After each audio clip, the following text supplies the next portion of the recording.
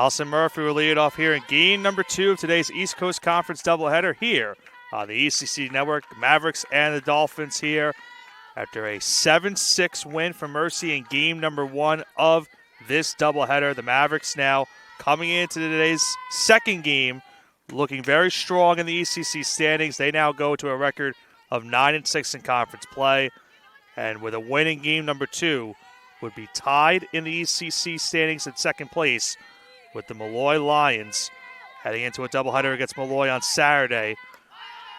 The count is 1-2 for Marina Grenier, who we saw, correction, the count now 2-2, who we saw in relief in game number 1. That one hit in the infield. Molly will call off. Acosta make the play, and that will retire the first out of the inning.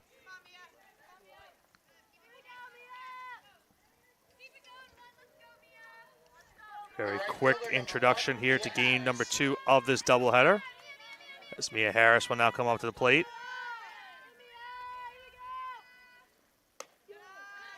That one in there for a strike, 0-1 the count. A tough end to game 1 for the Dolphins in that one. They jumped out to an early 4-0 lead.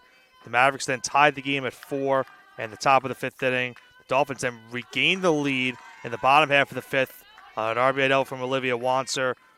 But then a 3-run 6th inning for Mercy. A couple of base hits, a couple of errors as well for the Dolphins hurt them in that inning. They gave the Mavericks that 7-6 win, as there's a strikeout for Grenier, and there's now 2 away in the inning. So a punch out right there from Grenier, now 2 gone. That'll bring up Victoria Sapala. That one in there for a strike, 0-1 the count.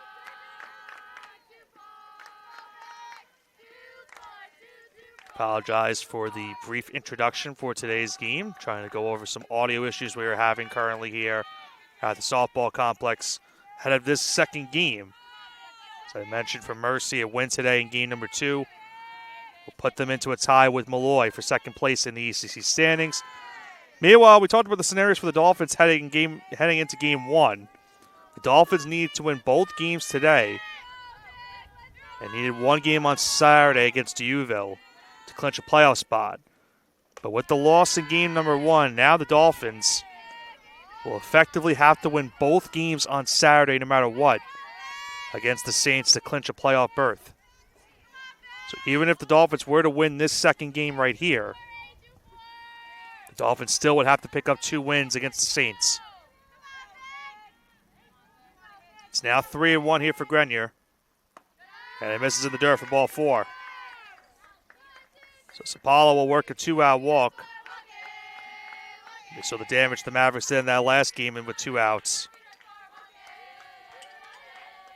The third baseman, number 19, Talia Salanta. Talia Salanta now will come up, 2 gone in the inning. Now running on first base for Mercy. Side misses high for ball 1. We were trying to see if maybe we could connect our broadcast partner Joe Foreman remotely for game number 2. We're still working on it. We'll try to see if maybe we could pick him up at some point here in this second game. Count now 1-1 off of that foul ball down the third base line. It's now a 1-1 count here for Salanto. Misses on the outside for a ball, 2-1 the count. The Dolphins, as I mentioned, even if they win this game, they still have to win 2 on Saturday. This count now is 3-1. But they still would like to get the win here in game number 2. At least give themselves some confidence heading into that doubleheader on Saturday here at the softball complex. Hit down the first base line and foul. The count now will go full at 3-2.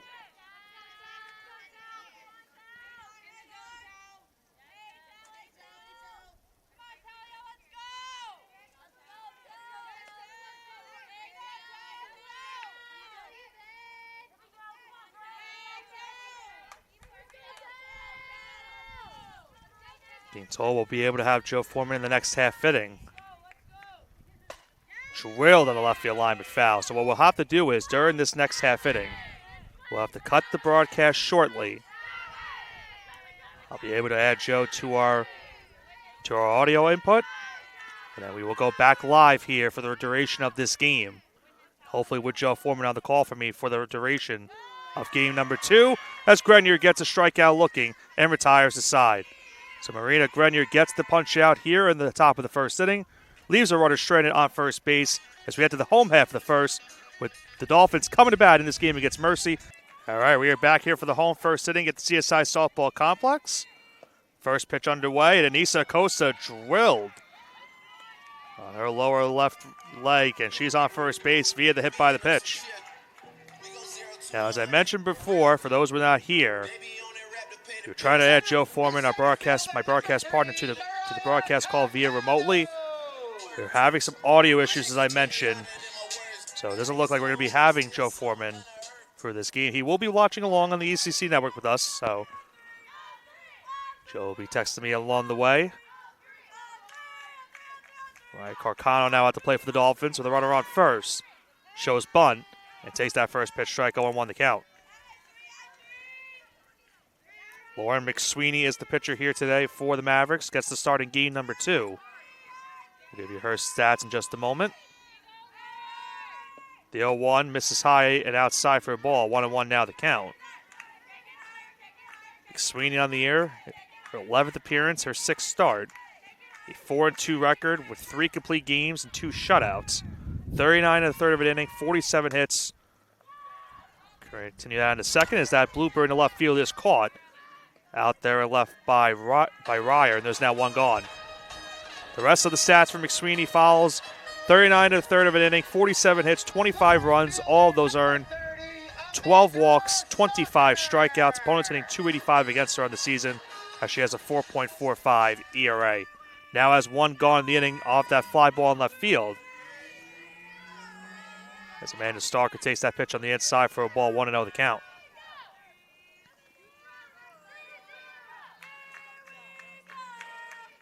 The 1-0 from McSweeney misses in the dirt for ball 2. It gets past the catcher, and that will allow Acosta to go to second base. So Jantz now behind the plate today after getting the start in game 1. Did not start behind the plate in game 1, but now starts here in game 2. Jessica Fox, who started that first game. It's quickly a 2-0 count here for Stalker. And now she has herself an RBI opportunity. The 2-0.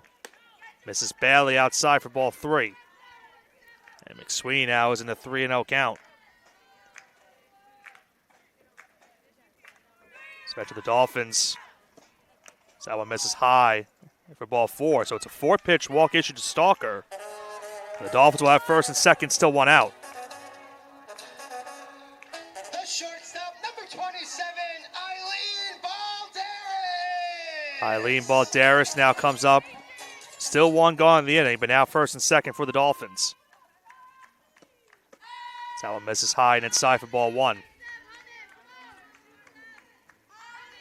Tough end, as I mentioned, for the Dolphins in game number 1. Down 7-5 going into the 7th. They got the bases loaded, were able to draw a walk with the bases loaded to make it a 1-run game. Skylar Brandemar was able to get the final 2 outs. Give Mercy a 7-6 victory. As McSweeney is now missed with 7 straight. It's now a 3-0 count here to Balderas, as she is now in danger of loading the bases, still a 1 gone in the inning. The 3-0. And it misses for ball 4. So McSweeney has now missed with 8 straight pitches. That will lead to a conference in the circle. And the Dolphins will have the bases loaded with still 1 out. And Olivia Wanser, who had a monster performance in game 1, will now come to the plate. In game 1, Wanser had that 3-run homer back in the first inning. That gave the Dolphins at that point a 4-0 lead. She then gave the Dolphins back the lead in the 5th inning on an RBI double. Now will come up in a big spot early in this game. The conference in the circle is over for the Mavericks. We'll have first pitch underway in just a few moments.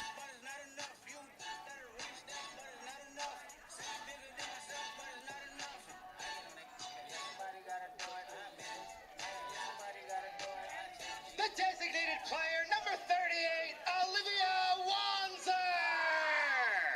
So a chance for Wanzer. Bases loaded, still one out. Dolphins looking to take an early lead once again. As McSweeney finally able to find the strike zone there. The count goes to 0-1.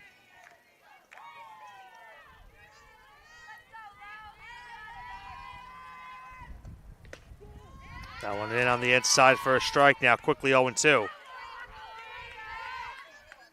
So McSweeney now, after shooting back-to-back walks, is now a strike away from the second out of the inning, the 0-2. It's softly to first and foul. Count remains 0-2.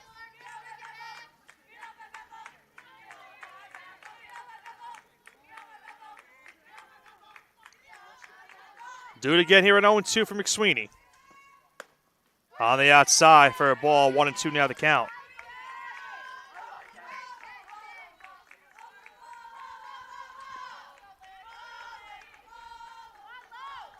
Count now 1-2. As Wanzer hits that one foul and out of play.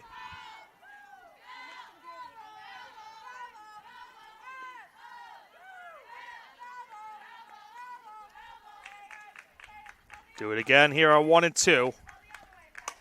That one hit into center. Let's see if Acosta tags.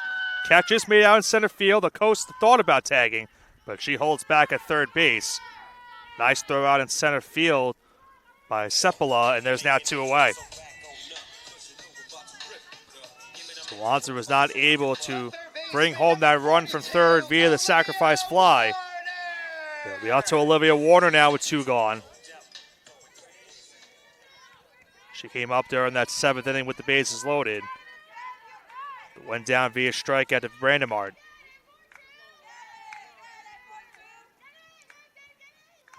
Bases loaded spot for her once again. Wild pitch, but a good stop behind the backstop by Jantz. The count goes to 1-0.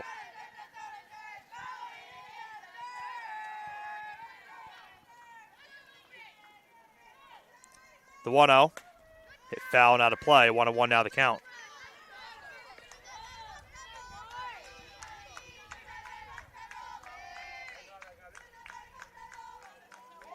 Count now 1-1 here for Warner. 2 gone in the inning. Bases still loaded for the Dolphins. Sweeney trying to work out of an early damage situation right here. So that count goes to 1-2. Mavericks had to coach had to watch herself. Beating Jamie Lorenzo in her 4th season with the Mavericks. It's now 1-2. It misses high on the outside. Count going to 2-2.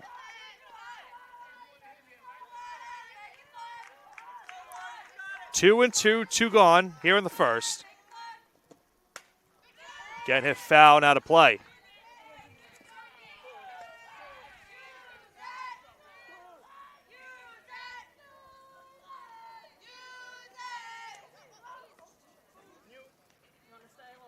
Thankfully, home plate umpire wasn't hit by one of those salt balls that were thrown. Had a couple of foul balls during this at bat and the last couple of at bats. Count remains 2-2. And McSweeney gets the punch out as Warner's down swinging. So the Dolphins had the bases loaded up here in the first, but are not able to bring home a run as we now head to the second inning here at the CSI Softball Complex. No score between the Mavericks and the Dolphins. No, I'm right. The podcast that uncovers the origin stories of some of the biggest names in sports, media, and entertainment. Nick Durst here along with Joe Calabrese. Here we are, 200 episodes later, about 150 episodes with guests, our friends, soon to be your friends. Well, it's pretty clear, Joe, that it's all about You Know I'm Right, the podcast. That's my You Know I'm Right moment. Wanted to do a podcast, and everyone was like, what are you, crazy? Who's going to listen? You're not going to get guests. Well, guess what? I'm the best when it comes to getting guests. You could vouch for that. I am so happy that you asked me to do this. I couldn't have been more thrilled. And Follow us on socials, check us out. I promise you, if you want to work in media, whether you work in media now, whether you want to quit your job and work in media, come to us, and I promise you, we will get you on the right foot. That's what it's all about, uncovering the origin stories of some of the biggest names in sports, media, and entertainment. Keep it locked on You Know I'm Right.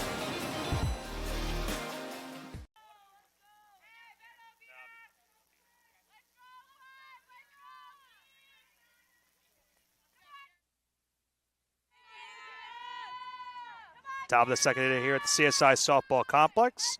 No score between the Dolphins and the Mavericks. Marina Grenier's first pitch misses for a ball. 1-0 is the count. Kira Jantz at the plate for Mercy here in the second to lead it off.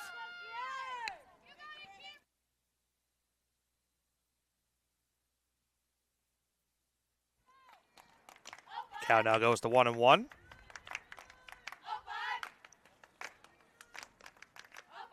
The 1-1. This is on the outside for a ball. 2-1 now the count. It'll be 5, 6, and 7 up in the inning for the Mavericks. Jantz, Miller, and Fox.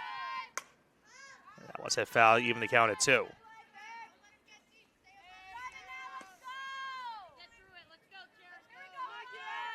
Almost similar lineup to the Mavericks' Game 1 victory.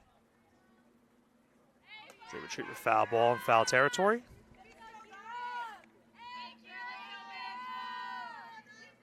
The Dolphins, they run the same exact lineup from Game 1 as well. The 2-2. Hit towards right. Stalker is there. Settles under it and makes the catch for the first out of the inning.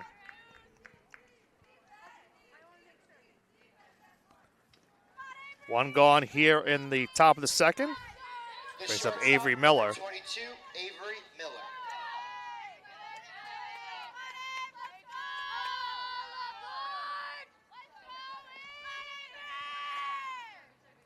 First pitch to Miller is again hit into right. Long run for Stalker, but it goes foul. Now to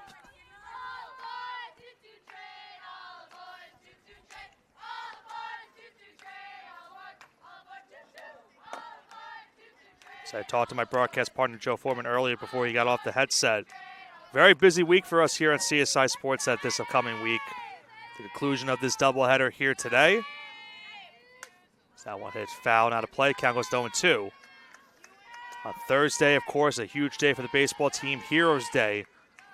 At SIUH Community Park, Dolphins will take on Felician University at 7 o'clock Eastern, first pitch. Sure to be tuning on the ECC Network for the pregame festivities. Joe Foreman will be joined by Joe Calabrese on that call on Thursday night. For our softball fans, of course, they got a couple calls during the spring games for the Dolphins' spring trip in Florida. They'll be on the call this Thursday night. And for the softball team, they'll be back in action on Saturday. And the biggest games of the season for them is that one's blooped into right, drops in front of Stalker, and it's in for a base hit. Stalker looked like he was not going to be able to make the catch. Did a good job playing that one off the bounce. The catcher, number 20, Jessica So Fox. Owen almost got away from her in right field. And it's a one-out base hit off the bat of Avery Miller.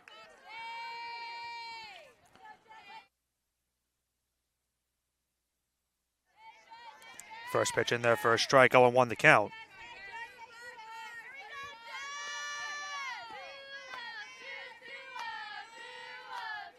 The 0-1. On the outside for a ball, 1-1 now the count.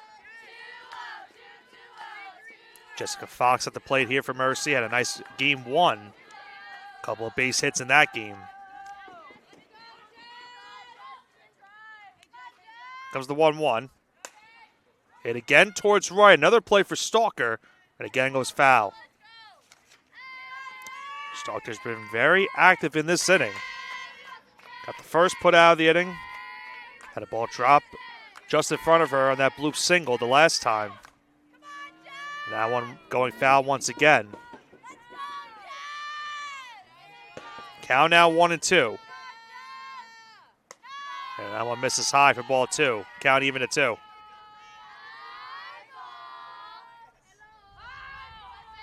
That doubleheader on Saturday, as I mentioned earlier on. Talked about the importance of this doubleheader here today. That doubleheader now on Saturday becomes even more huge for the Dolphins. That one hit towards Motley, off of her glove.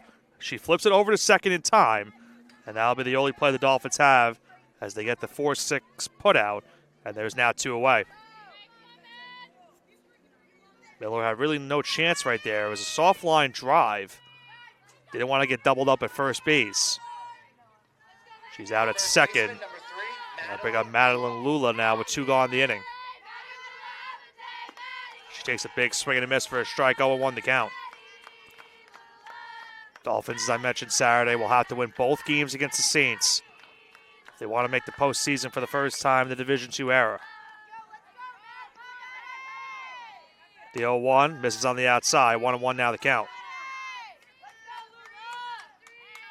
For those tuning in for the Mercy Mavericks, we've talked about their scenarios as well. With the win in Game 1, a win here in Game 2 puts them into a tie for second. That one hit a soft liner into center and it through for a base hit. Fox will hold up at second base as it's a 2-out single right there off the bat of Madeline Lula.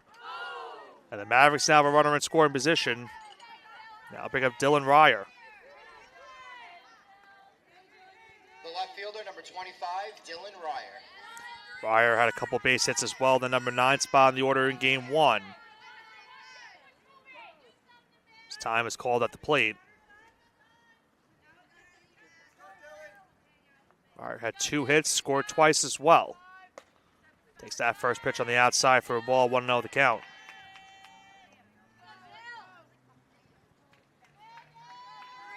We saw Mercy in Game 1 have a big 2-out rally. Tied the game at 4 at that point in time. Trying to get something going here with 2 outs here in the second. This is quickly now a 2-0 count for Grenier.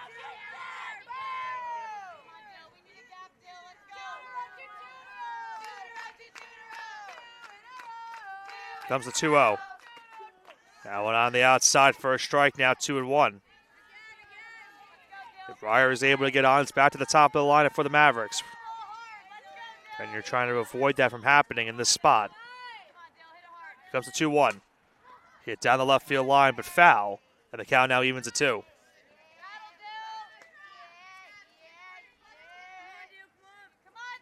Dolphins now a strike away from getting out of this inning unscathed. Keeping the game scoreless heading into the home second. Comes the 2-2. Misses on the outside for ball 3.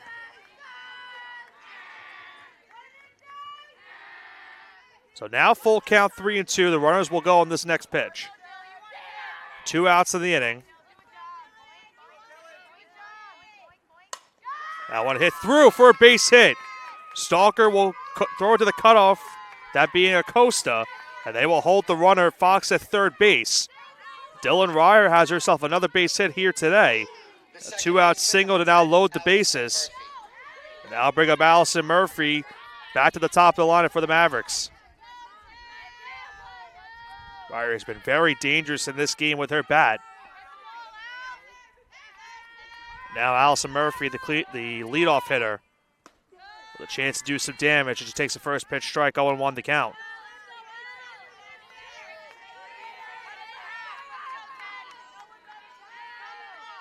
Third hit of the inning now for the Mavericks, the 0-1. This is high for a ball, 1-1 now the count.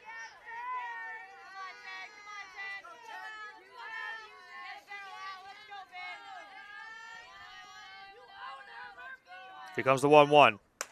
That one hit into left center. Could be trouble for the Dolphins. This one is a one bounce off the wall.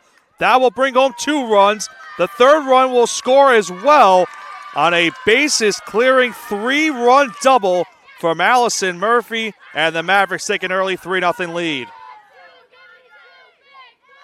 Murphy a few inches away from a grand slam, and it just took a one bounce off of that left center field wall. And just like that, the Mavericks jump out to a 3-0 lead in this game. As the first pitch to Mia Harris is in there for a strike, 0-1 the count. Second look at that last 3-run double. Off the bat of Murphy. The count now goes to 0-2 as that last pitch was fouled. Talked about Murphy's stats coming into today's contest, leading the team in batting average, leading the team as well in RBIs heading into the doubleheader today. That's 3 more RBIs right there. As Mia Harris takes that one on the outside for the ball, 1-2 now the count. So once again, Dolphins an out away from getting out of the inning. So that one's blooped into center, could be trouble, and it drops in front of Carcano and in for a base hit. The throw to the home is not in time. That will allow Harris to go to second. It's an RBI single for Mia Harris. She advances to second on the throw, and the Mavericks now lead the game 4-0. A bloop single off the bat of Harris right there. Good throw at the plate. But the Dolphins not able to make the play at the plate and allowed Harris to get into second base safely. 5th hit now of the inning for the Mavericks as well. And most of this damage being done with 2 outs. That first pitch missed on the outside for a ball, 1-0 the count. This is on the inside, 2-0 now the count. And lost on that whole play. Harris caught the Dolphins sleeping. She goes to third base. So Harris is on there with the stolen base.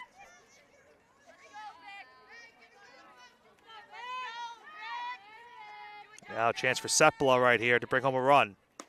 2-0 in there for a strike now, 2-1.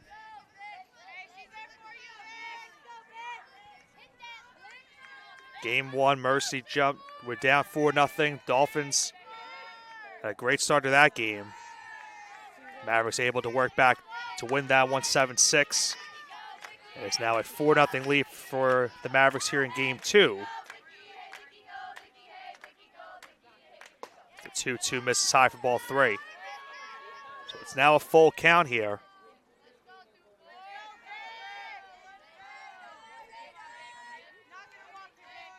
Here comes the 3-2.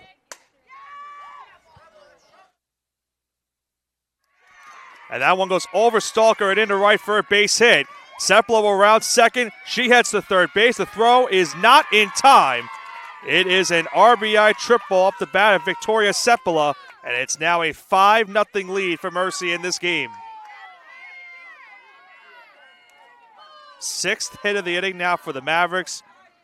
And that might lead to a pitching change for the Dolphins here in the top of the second.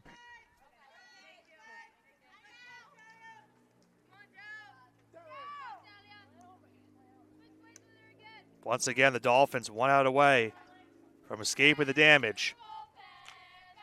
Another 2-out rally for the Mavericks has now given them this 5-0 lead, as the Dolphins will go to Alexandra Frenza when we come back from this commercial break. 5-0 lead for Mercy. Hobra, a taco joint, Staten Island, where we're proud to have shared our family-first spirit with people from throughout New York City and the world. With indoor dining available both at the bar and on the floor. Or step outside for additional seating and an outdoor bar. Serving beer that's crisp, ice cold, and worthy of a day at the beach. Cocktails that explode with flavor. And great food made with the freshest and healthiest ingredients available. Events feature food and drink specials, live music, and the best of Staten Island nightlife. Your CSI Student ID saves you 10% on your dine-in order at Hobra. Visit us at 412 Forest Avenue, Staten Island.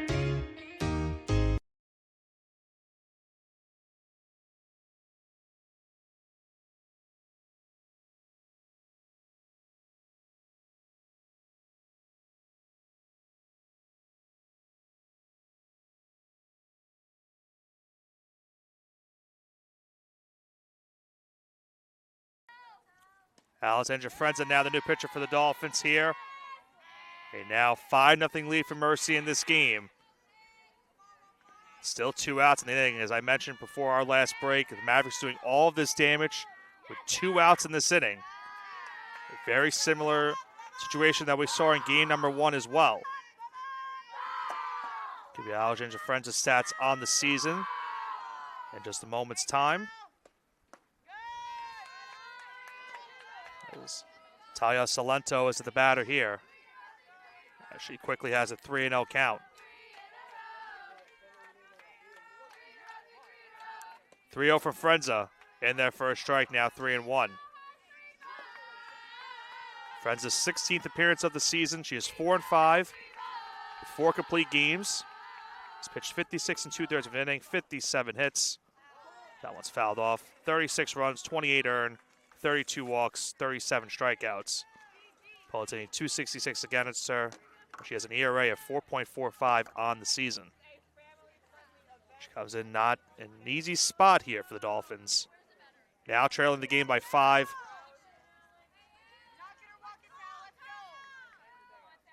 It's 3-2. Again, chopped foul, still 3-2.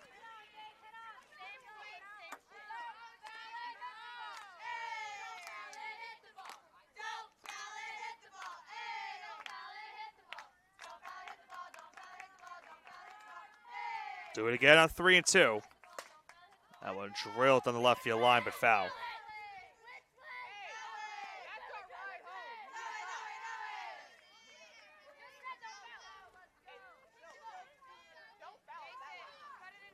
Another 3-2 here from Frenza. And that one hit foul behind the plate.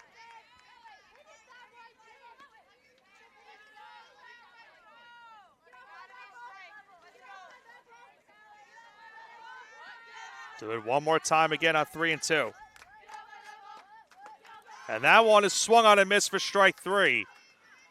Dolphins are able to record the final out of the inning via the punch out from Frenza as they shred the runner on third base, but not before the Mavericks bring home 5 runs on 6 hits.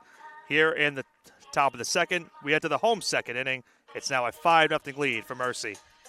The Kettle Black on Staten Island, a top 5 wing joint in America by Food and Wine magazine. Serving daily lunch and dinner at the bar or on the floor. Perfect for family and group parties with top shelf drink and delicious food. From great times with good friends, live sports and watch parties, to Staten Island's hottest nightlife. The Kettle Black features live music and DJs weekly. The Kettle Black features daily and nightly food and drink specials. The best Staten Island has to offer is at the Kettle Black. We'll see you there at the Kettle Black, located on 415 Forest Avenue, Staten Island.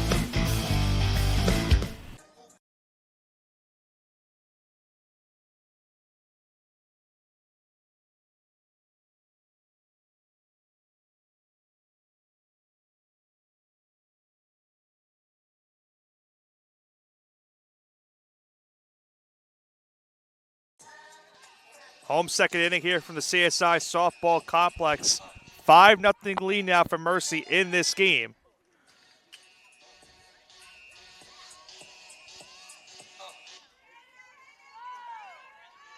A little bit of a mishap right there with our music. As Natalia Kanath is hit by the pitch. That's the second straight inning. McSweeney has hit the first batter on the first pitch of the inning. Kanoth is on. Start the second, and now bring up Bridget Motley. In game 1, Motley came up with the bases loaded, 2 gone, when the Dolphins were down 1. Chopped in front of the circle. And the Mavericks would get the put out at the plate via 1-2. And would hold on for the 1-run victory.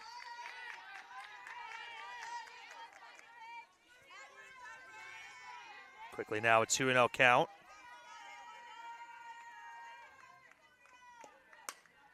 That one hit foul. Now we'll go out of play.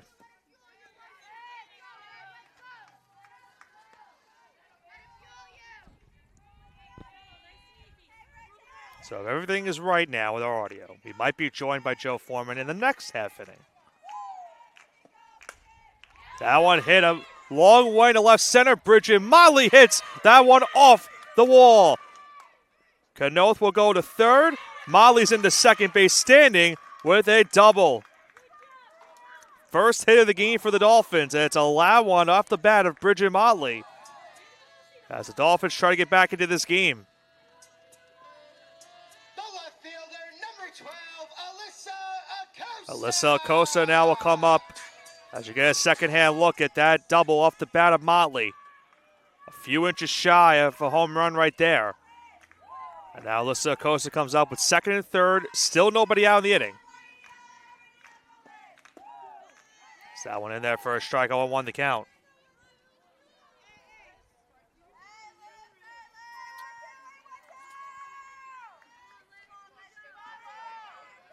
The 0-1 to Acosta. This is on the outside. 1-1 the count. Acosta had a hit in game one of the doubleheader. Dolphins hoping that she could get the ball at least into the outfield. Potentially bring home that runner from third. The 1-1. That one hit into left. Might not be deep enough to bring home the runner. And that will be caught out in left field.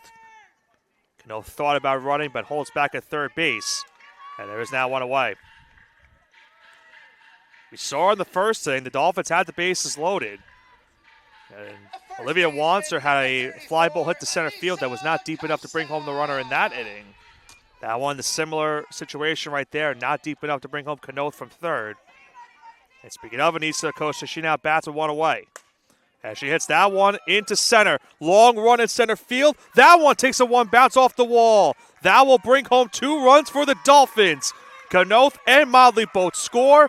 2-run double for Alyssa Acosta. The Dolphins trim the lead now to 3. It's 5-2 Mercy. At bat that the Dolphins are hoping that can bring them back into this ball game. 5-2 now the score. That first pitch is on the outside for a strike. 0-1 the count.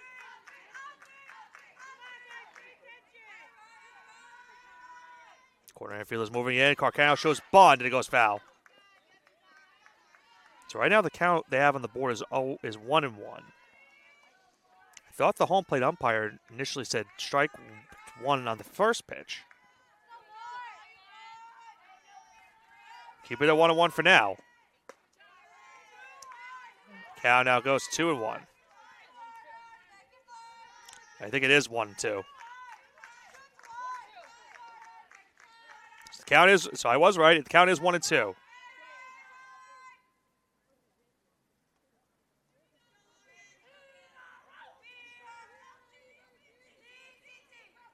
Now there's confusion. Now the board says 2-1. I don't think anyone knows what the. It was 1-2 as Carcano is down on strikes. A lot of confusion. The right fielder, number 30, Amanda Stalker. Well, Carcano's down the strikes. It's now.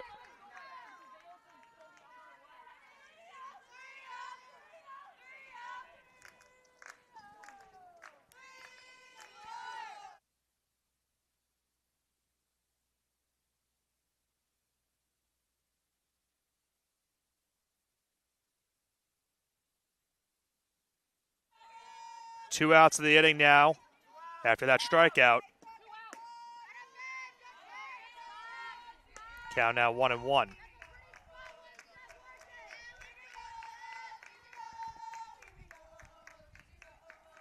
One. Swung on a miss, strike 2. Amanda Stalker at the plate for the Dolphins. Costa on second with 2 gone. 5-2 lead now for the Mavericks in this game. The 1-2. A foul behind the plate.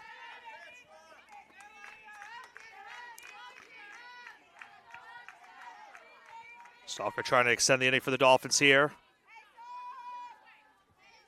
Balderas on deck. Here comes the 1-2 now from McSweeney.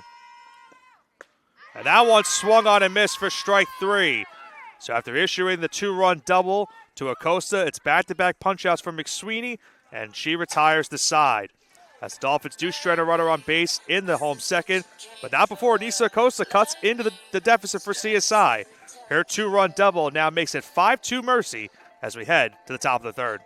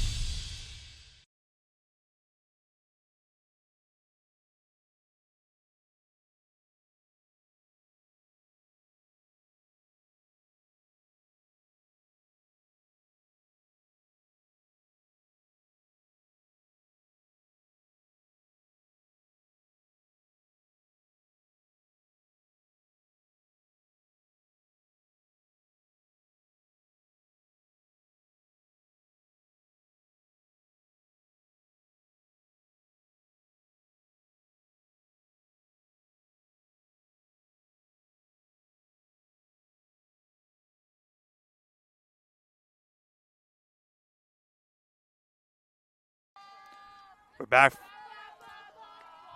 for the top of the third inning here at the CSI Softball Complex. Still a 1-0 count. Second time that's happened to me today. 1-0 count, but now it's a 5-2 game. The count now goes to 1-1. Alexandra Frenza got the last out of the second inning. Comes back out for the third. Dolphins will hope that she can go the rest of the way in this game. Skips in the dirt for ball 2.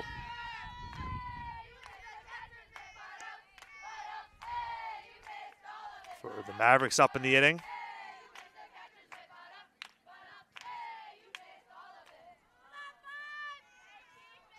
Jantz, Miller, and Fox.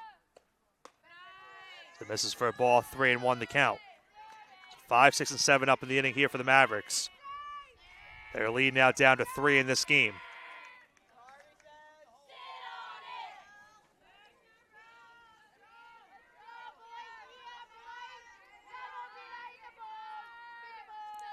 Here comes the 3-1 from Frenza. And a hit foul behind the plate.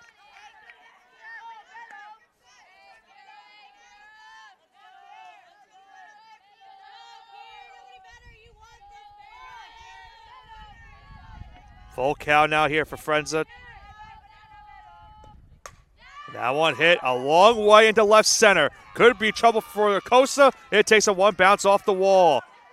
It's going to be a standout double for Kira Jantz as she gets the third inning started for the Mavericks.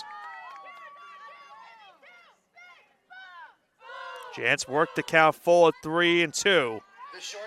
Was a few inches away from hitting a home run on that at bat. She gets herself a leadoff double.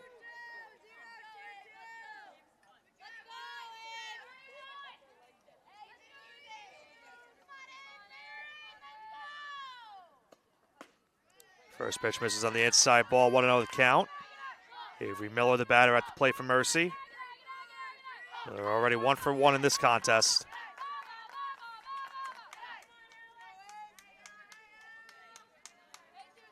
The 1-0. Foul behind the plate.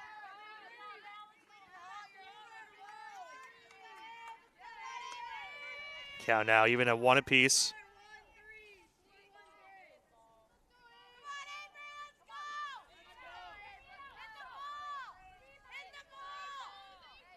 The 1-1 for Frenza. Misses high and inside for a ball now, 2-1 the count.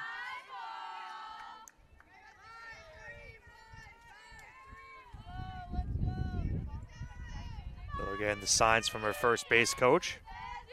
See, maybe she lays down a bunt on 2-1. Does not, and drills that foul down the left field line. 2-2 now the count.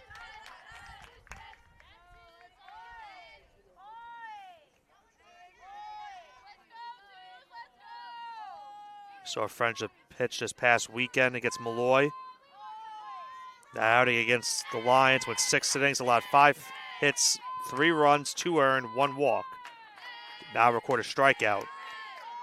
She now has another full count, 3-2 this time to Miller.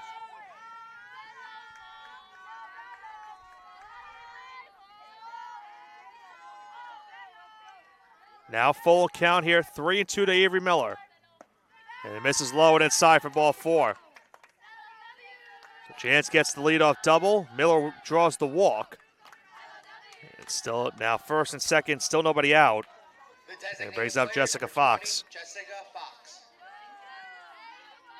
Fox today 0 for 1, did score a run.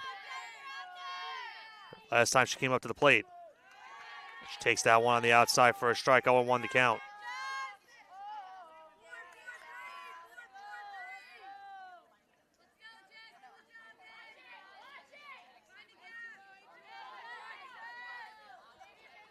The 0-1.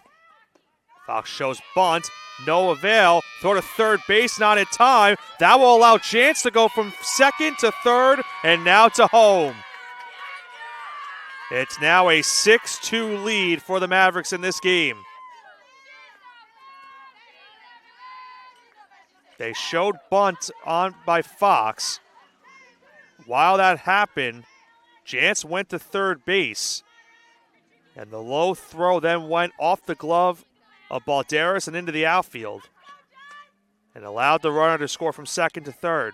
And then all the way to home. A now 6-2 lead for Mercy.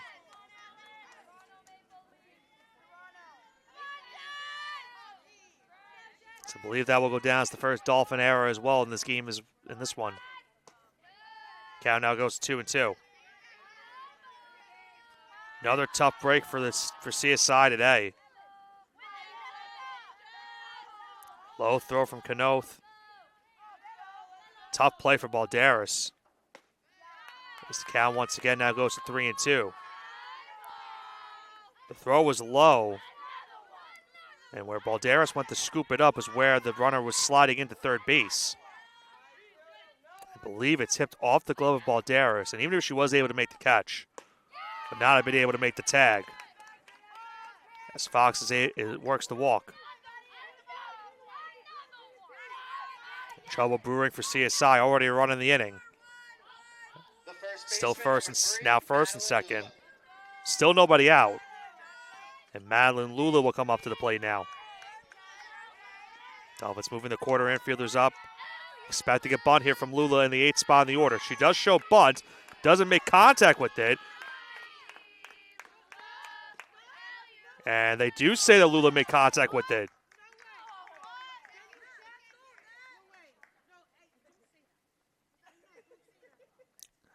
We'll have to see if we're going to be able to get the replay of that. It's going to be really tough to look. The home plate umpire said that the ball was tipped and that went foul. The Mavericks are saying that that ball was never tipped and that was a pass ball.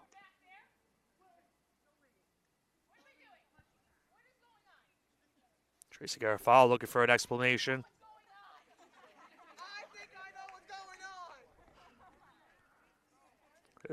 There's a lot of confusion on both dugouts.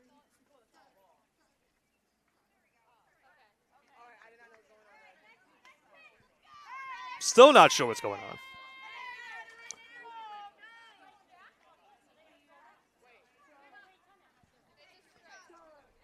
Tracy Garofalo is still confused, with reason.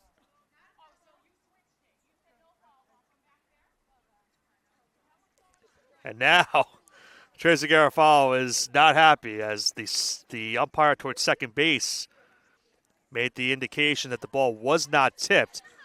So that's going to go officially scored down as a pass ball. So no contact made with the bat.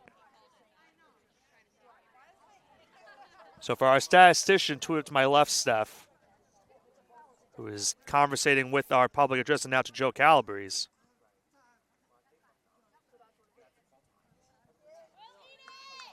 That's going to go down as a pass ball. Or not. Now they're moving the runners back. And now a conversation from the Mercy dugout. The call has been switched twice. Now the Fanatics and the Maverick fans that are here in attendance are certainly voicing their displeasures. Gotta say, I have never seen a situation like this happen.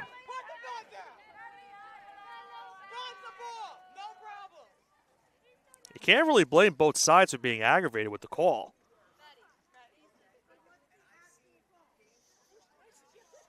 They're still trying to figure out exactly what the call is. And originally I thought the final clarification was that it was a pass ball. But with the runners going back, now they rule it a foul ball. So it looks like we finally have some clarity. It looks like the official final call on the play is a foul tip off the bat of Lula. And the count goes to 0-1. Both runners will have to go back. So after one of the more lengthy debates we've ever had and lengthy conversations we've had here at both softball and baseball, bat continues. Lula hits it towards the circle off the bunt. Throw to first base is in time, as it's going to be a 1-4 putout at first base. A good successful bunt sacrifice by Lula now moves both runners into scoring position, and there's now one away.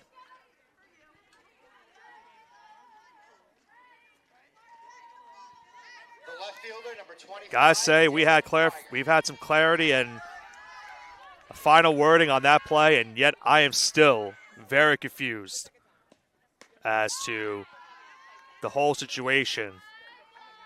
The call was overturned in the Dolphins' favor. The call initially was turned towards the Mavericks' favor. You don't often get confused, but that one is still leaving me puzzled here in this inning. Meanwhile, Dylan Ryer up in the count 2-0 here to Alexandra Frenza. She singled her last time up, has second and third, still one out. And now it's 2-1 count.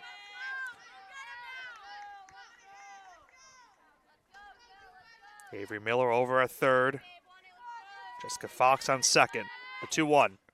Hit into left, and that one will drop in front of Acosta. That's a base hit. Now they have Fox in the rundown. They will throw towards home to get Miller, and they will get the out at the plate.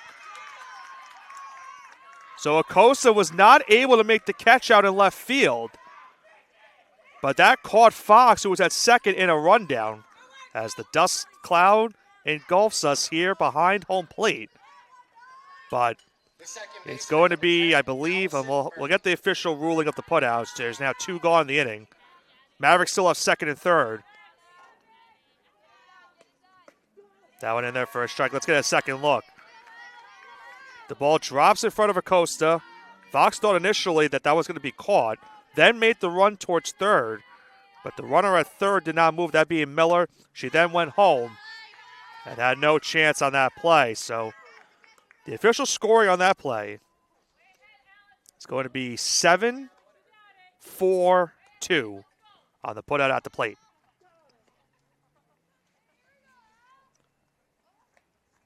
Count now 0-2 here. Allison Murphy is the batter. Murphy already with a big hit in this game. The 3-run double back in the second.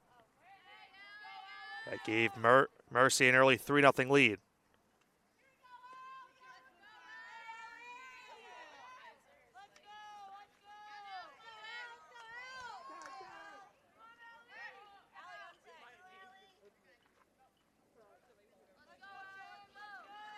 Oh, 0-2 now the count here for Frenza. That one hit into shallow center. Carcano will not be able to make the catch because Balderas makes the catch. Not able to see it behind the home plate pole. Able to see the final out, though, made by Balderas at short. That will retire the side. Mavericks strand 2 runners here in the top of the third. They do bring home a run in this third inning. We head to the home third. It's now a 6-2 lead for Mercy. Dear softball, where to begin with what you have given me? I have struggled with you at times, but you have unequivocally made me who I am today. You have given me light in the darkest times where I thought light could not enter. Growing up, you were there for me when social groups may not have been. You were there through familiar hard times, and you never gave up on me. You have introduced me to so many influential people in my life, and I wouldn't have dreamt of meeting if it was not for you. You always kept me motivated to pursue a dream. No matter what was going on in life, you kept inspiring me to chase my dreams. And you have taught me many life lessons of overcoming, perseverance, and what it truly means to dedicate yourself to your craft.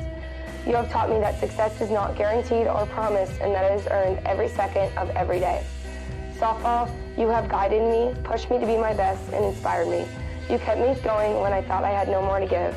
At times, you were my last hope. You have led me to this moment here, today, where I could not be more indebted to you. My name is Jenna Lilly. I am a senior softball player at the University of Oregon, majoring in sociology with a minor in psychology.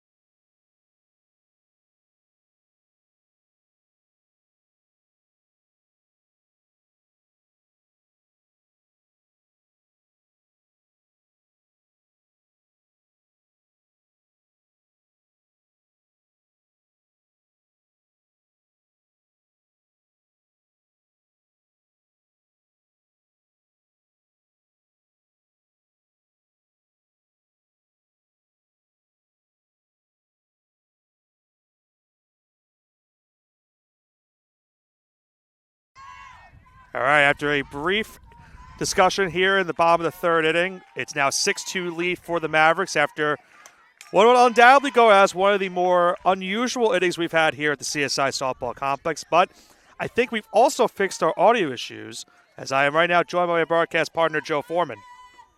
Nick, it's been a long day for me. I braved the allergens for about 2 innings and had to tap out.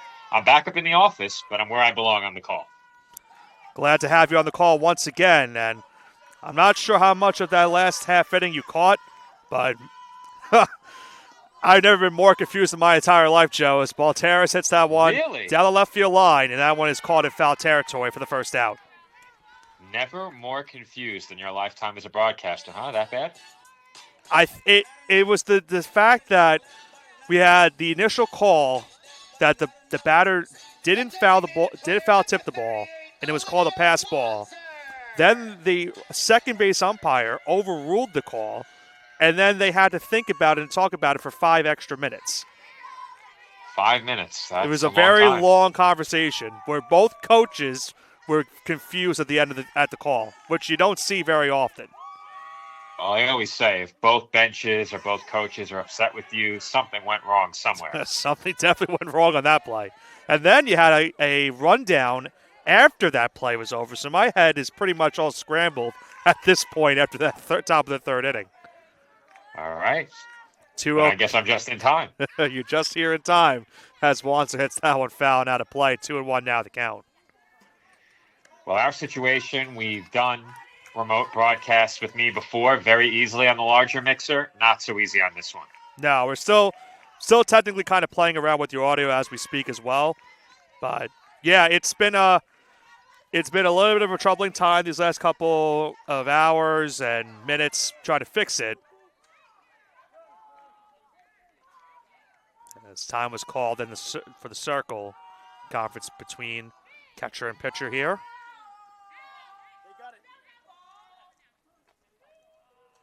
Just to give you an idea of where I am, Nick, I would say that my video feed that I'm pulling from you down at the field is probably 3 to 5 seconds behind live action. Okay. There was another conversation, this time between the home plate umpire and the pitcher. And I'm again confused. 3-1, and it misses for ball 4. I'm telling you, I have never been more confused in my entire life calling this game here today. But we're having fun with it. That's the end of it. That's the main goal at the end of the day. Well, that's always what you and I try and do. We try and enjoy ourselves regardless of the circumstances. That was not possible when I couldn't breathe or see. Yeah, you had a much better up here in the office. And thankfully for you, on Thursday, you will be in a press box at SIUH Community Park when you call Heroes Day with Joe Calabrese. There's a very small chance that I'm behind home plate on Saturday. Yes. Very small chance. We'll be set up nice and early. I'll be in the office again. Well, you'll have you should have Pat on Tuesday now. Or Thursday, I'm sorry. Well, I'm talking about our next softball broadcast. Softball, sorry. Yes. Apologies. Well, you spoke about it already, Nick, but in case our audience missed it, obviously this game, in terms of the Dolphins' playoff positioning, doesn't mean much. Comes down to they're just trying to get some confidence at this point. During game one, as you mentioned, the Dolphins were playing for a chance to make it so that they only had to win one game on Saturday. They will now have to win two, as this game, in terms of the Dolphins' playoff positioning, no longer carries any weight. The only weight it really carries right now for either side is for Mercy, as I mentioned, Joe. If they win this game, they're tied for second in the standings with Malloy heading into the doubleheader on Saturday between the Mavericks and the Lions. Very big game for Mercy here.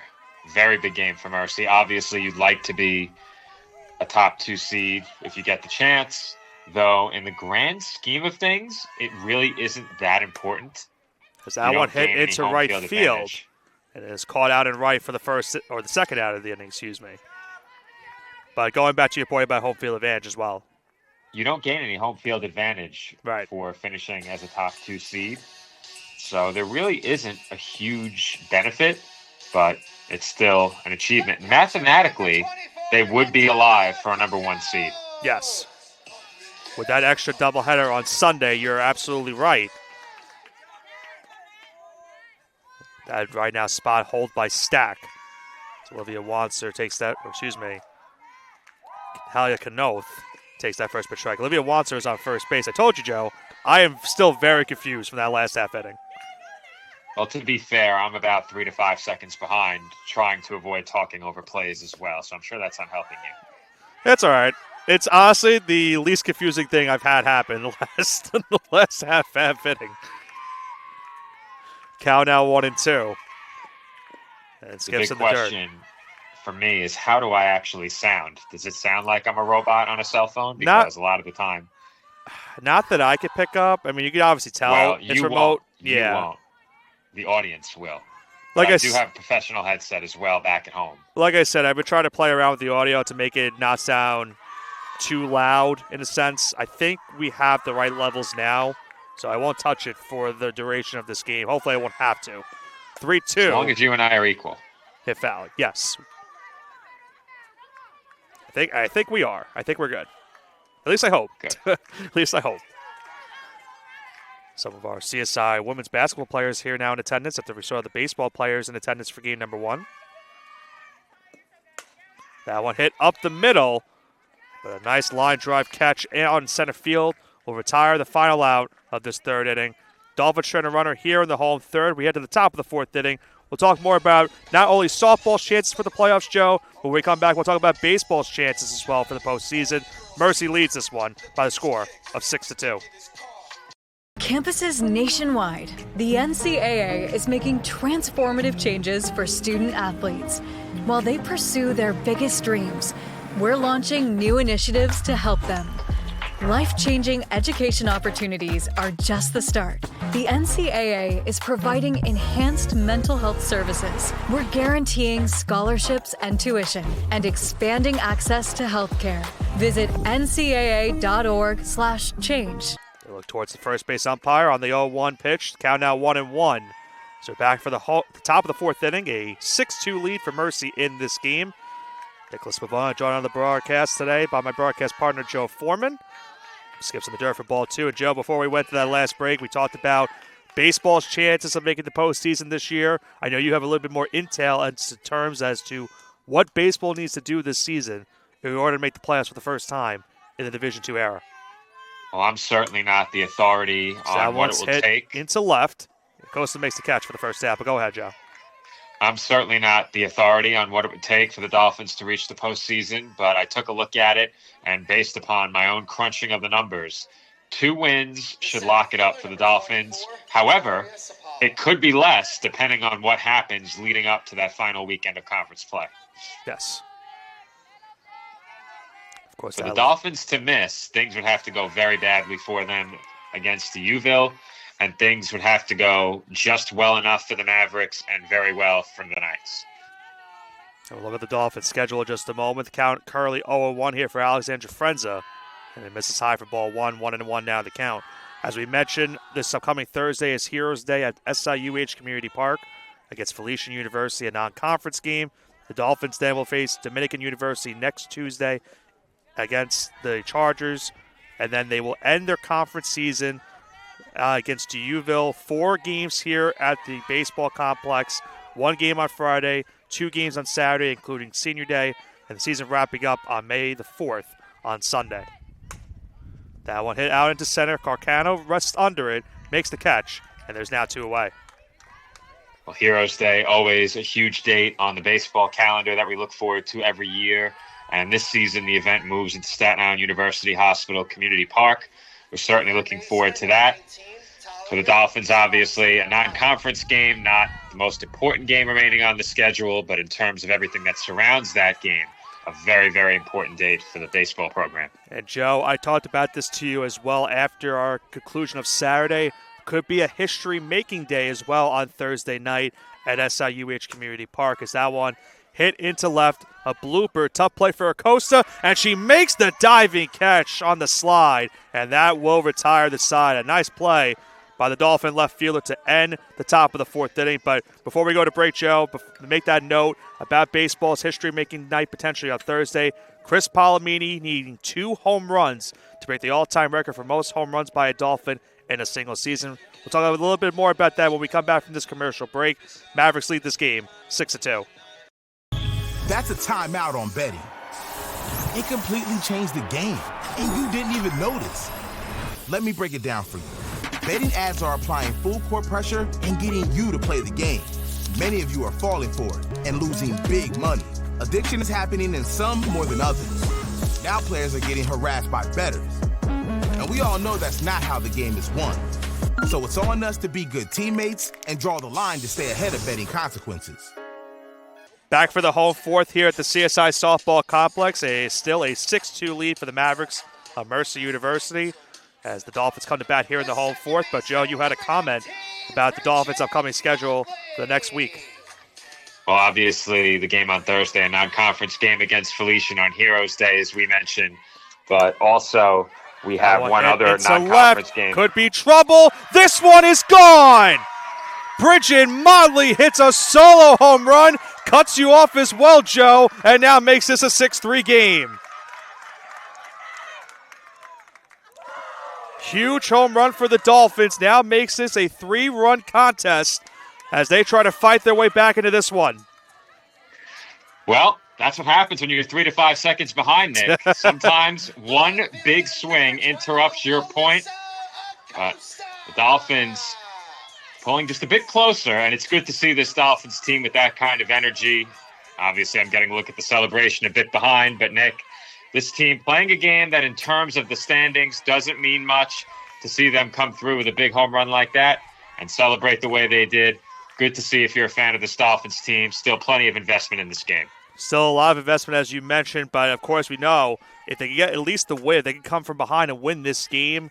Definitely helps them going into Saturday because it will give you at least some confidence and a bigger, morale boost if you're able to go into that doubleheader coming off of a victory in the second game after you were trailing at one point by 5 runs. 0-2 now here to Acosta. And misses it on the outside, 1-2. But, Joe, going back to your point about baseball as well for the coming week. Well, it doesn't seem too important now, but what I was going to say, one non-conference game against Felician, another against Dominican. Remember what happened last time the Dolphins faced the Chargers, 27-1. As that one is a fair ball. Acosta once again gets on base. And once again, Joe, the Dolphins, as you make your point, get on base, this time via the single for Melissa Acosta. All I have to say, Nick, is that I joined the stream, and all of a sudden the Dolphin bats have gotten pretty hot at the plate. So if you're a fan of CSI, my presence a good thing right now. I think you might just need to keep talking about this game against Dominican next week because the Dolphins don't want you to finish your point. But you mentioned it, the Dolphins looking for revenge, the baseball team in that game. We know what happened on that day. You and I on the call for that one as Anissa Acosta drills that one to right field. But it's a loud out number 1 here in the 4th. Well, the Dolphins at this point just one batter away from bringing the tying run to the plate. So you know that they'd like to keep this strong start to the inning going. 3 hard hit balls already. Carcano comes up now, one gone. Just gets a piece of that one, foul behind the plate, 0-1. Carcano 0 for 2 at the plate in this game. Struck out and flew out in 2 at-bats. Currently behind here, 0-1. Takes that one on the outside, 1-1 now, the count. As you mentioned, if she can get on, the Dolphins would bring the tying run to the plate.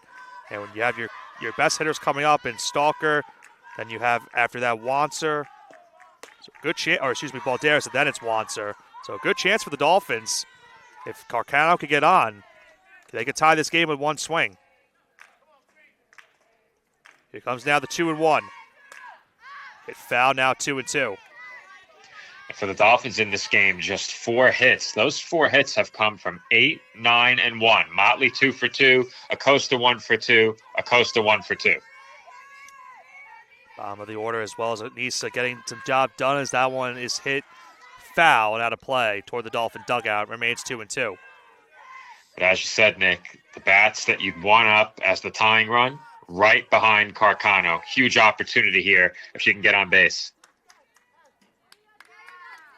And was there catcher's interference? Well, not catcher's interference. What was the call? They're saying that Carcano was coming out of the box, and they called her out. Well, I can hear the Dolphins bench through our audio, Nick, and they don't sound very happy. I have not seen that call ever. I believe I've seen it once. Joe, what would you, for a statistician, what do you stat that as? That's a strikeout. If you step out of the box, and the pitch is called a strike, it's a strikeout. Just give it a strikeout, Steph. I continue to be confused. I'm not sure what's going on at this point. And Tracy Garofalo's point was that she's been doing this for her entire Dolphin career and never has been called once on that spot. And unfortunately, I didn't get a chance to look at the replay at the swing. But I didn't see anything out of the ordinary on that swing for Carcano. Yeah, I don't believe I've ever seen that called on Mariah. I've seen it called before, however. So that at least one once. Is hit towards first, and that will be the final out of the inning. Another interesting call, Joe. Ends the inning for the Dolphins. They get as the Mavericks do get awarded an out, but the Dolphins do bring home a run in this 4th inning off the bat of Bridget Motley. Her solo home run now gives CSI within 3. It's 6-3 Mavericks as we head to the top of the 5th inning. NCAA athletes don't just compete. They make history. Representing our nation with pride and excellence, they bring home the hardware. Our college campuses serve as training grounds for the next generation of stars. Catch tomorrow's Olympians and Paralympians on the NCAA Championship stage today. Kira Jantz leads it off here at the top of the 5th inning, and Joe, I don't know how much more of this game I could do with the way my brain's been scrambled after these last couple of innings. I'm still very confused as to what happened that last half inning. You know, it sounds like it's been one of those days, and once you said there was a dust cloud behind home plate, I was very happy where I am. Yeah, it's a good thing you weren't here for that. That was a little bit of a tough scenario for the dust cloud behind the plate. But the call on the field, as we talked about it during our break, was that Carcano stepped out of the batter's box as that one hits towards Motley. She throws on to Acosta in time for the first out. And the whole point that Tracy Garofalo was making is that we haven't seen that in her entire 4-year career here at CSI. It's never been called once. You mentioned it. You've seen it called once before. But you don't necessarily see that out of Mariah. And again, like I mentioned in Game 1, the Dolphins had some calls, unfortunately, that went against them. And another call right there that goes against them again. In my opinion, to make that call, it has to be very blatant. And I think with the state of the batter's box, as I can see on the live stream anyway, you really have to be looking for that to make that call in that spot. And I mentioned this as well in our last game, Joe. The home plate umpire was the second base umpire for game number 1, and the Dolphins were very vocal towards him in that game. A lot of controversial plays. You were here for the Anissa Acosta play where she got called out for interference as that one's hit towards Balderas. Nice scoop by the shortstop. throws at the first base in time for the second out. There was also a couple other running plays as well at second base that the Dolphins were not happy about in that one. So they have been very vocal about their frustrations with the umpire crew here today in these two games. Yeah, and, I wasn't following the first game as closely as you were. I was getting resituated up here. But to have that game decided by just one run, the way the Dolphins lost, and to have all of those plays you were upset with, has to sting. But you had a 4-0 lead in that game. That's a game that, regardless of how you felt about the umpiring, you need to find a way to win. And as we talked about it in that game, most of Mercy's damage when they were down by 2 and they were able to tie the game, they got that damage done with 2 outs, and then they would take the lead on a play where the Dolphins had 2 errors after a double, and then 2 bad errors for the Dolphins, where we had one behind the play where Kanoth was not able to make the catch. That would have gotten the second runner out at the plate, and it allowed not only that runner to score, but it allowed the other runner to score. And as they like to call it, Joe, it was a Little League inside the park home run for all intent purposes. And that extra run that came home was the difference in the game, Nick. Yeah. As Jessica Fox can't have that happen. walk. Cannot. You're in the midst of a playoff race, and you're in a situation now where you have a huge opportunity to make your road a bit easier, and to let it go in that manner really hurts. And as we've already talked about, now that means that they have to win both games on Saturday against Uville to make the playoffs this season. That's the first pitch. Second year in a row. It is the second year in a row. That is right. That's absolutely right. And that one, as we remember, the Dolphins were able to force the win-and-in game after winning game 1. So we'll see if they can do it again on Saturday as the countdown goes to 0-2. And you look back at the schedule last year, the Dolphins had a few conference games in hand late that got away. And if they take even one of 3 of those games, specifically one of the 2 against the Mavericks, they're in the playoffs. So really, really tough the way the season ended last year. As that one is in there for strike 3. Lula down swinging to end the inning here in the top of the 5th. Mavericks strand a runner here in the top of the 5th. We'll now head to the home 5th inning with the Dolphins still trailing this game by 3. 6-3, Mercy on top.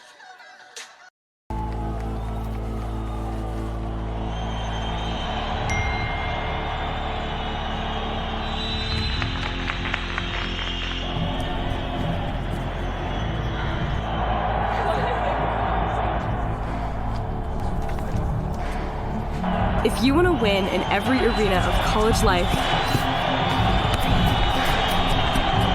go D2.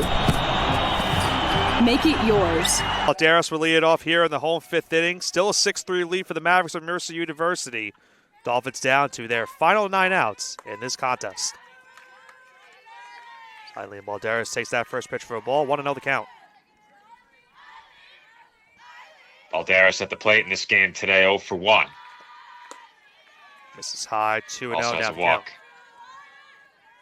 Lauren McSweeney gets another inning of work in this contest. Trying to bounce back, gave up the home run that last half. So now the count goes to 2-1.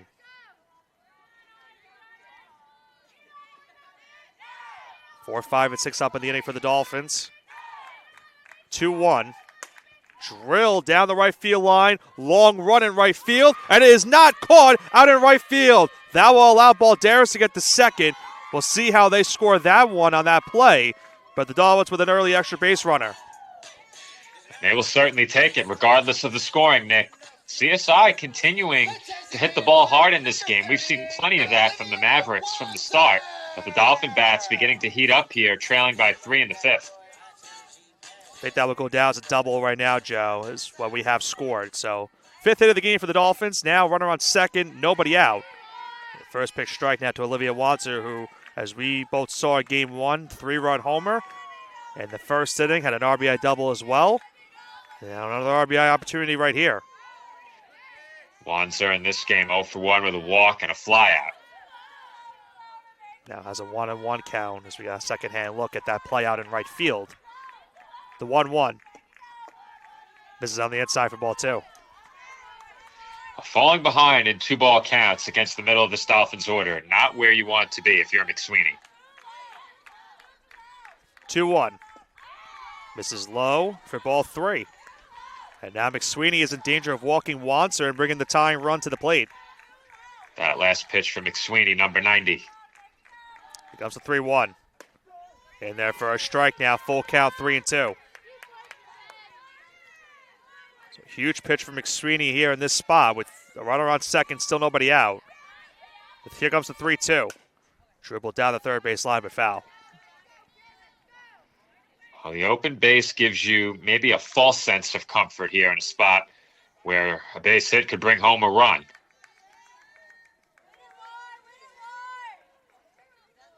Dolphins will have a pinch hitter on deck.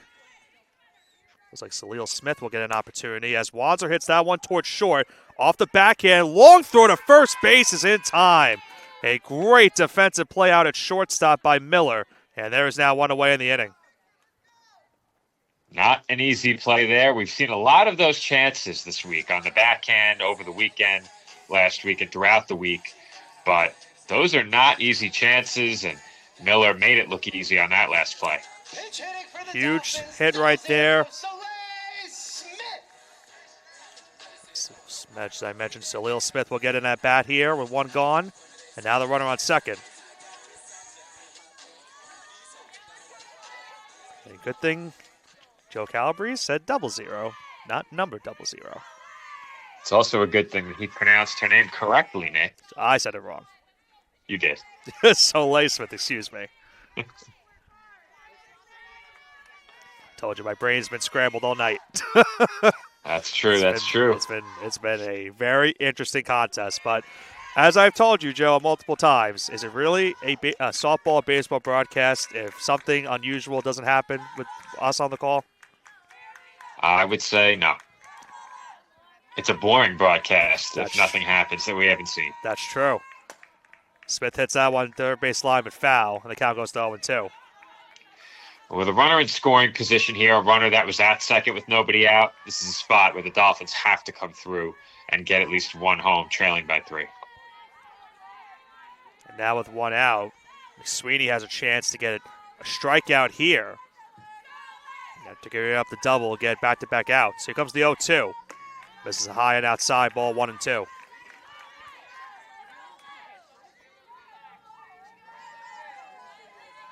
Talia Kanoth on deck for the Dolphins as well. Smith hits that one towards third. They'll check the runner, Balderas at second.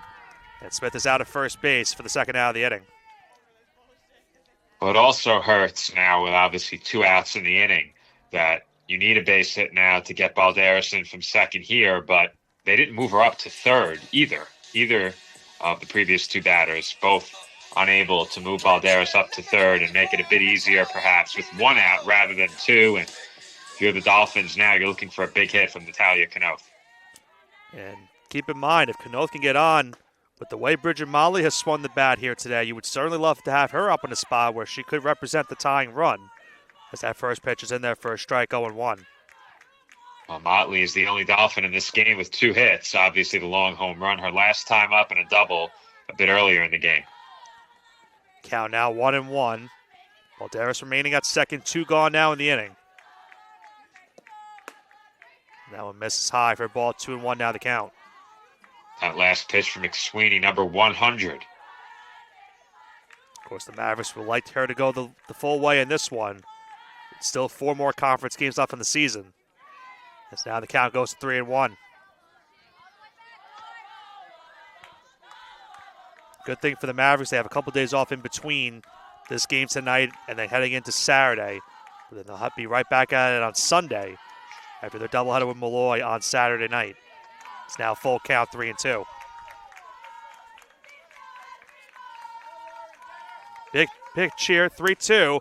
Kanoth hits that one to center, but right there at the right place at the right time is the center fielder Sapala, and that will retire the side. The Dolphins strand the runner on second here in the home 5th. We now head to the top of the 6th inning here at the softball complex. Mercy still leads this game, 6-3. In NCAA Division II, student athletes leave a lasting impression on their communities. That's because Division II student athletes want to make a difference and truly be part of their surrounding communities. Through community engagement, thousands of student athletes from various backgrounds interact with community members who view them as role models. This interaction leaves a positive and perhaps even life-changing impression on all those involved. In Division II, we rise to the opportunity and make community engagement ours.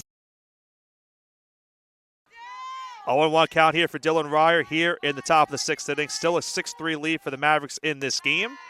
Another inning of relief for Alexandra Frenza as now the count goes to 1-1. Had to double check, Joe, to see if my phone percentage was still good. We should be good for the duration of this game. Count now goes to 2-1. That's good to hear. I have a supercharger for you up here in the office. I have my charger as well, so I'll be good to go. Is it a supercharger? Yes. Charges very quickly. Count now goes to 3-1.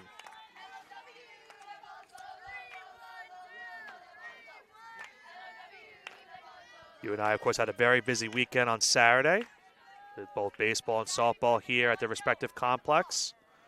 And then you and I had to watch WrestleMania on Saturday. So busy weekend for us. Of course, Easter Sunday as well happened. And then this doubleheader here today. Baseball game on Thursday. 2 more on Saturday for softball. So the busy week continues. I'll be at Citi Field tomorrow, and if all goes according to plan, we'll be back at the stadium on Friday. Well, I'm looking forward to that. And I think we'll be back there as well in May. As that one's hit out to left field. Long run for Acosta. And that one bounces in front of her for a base hit.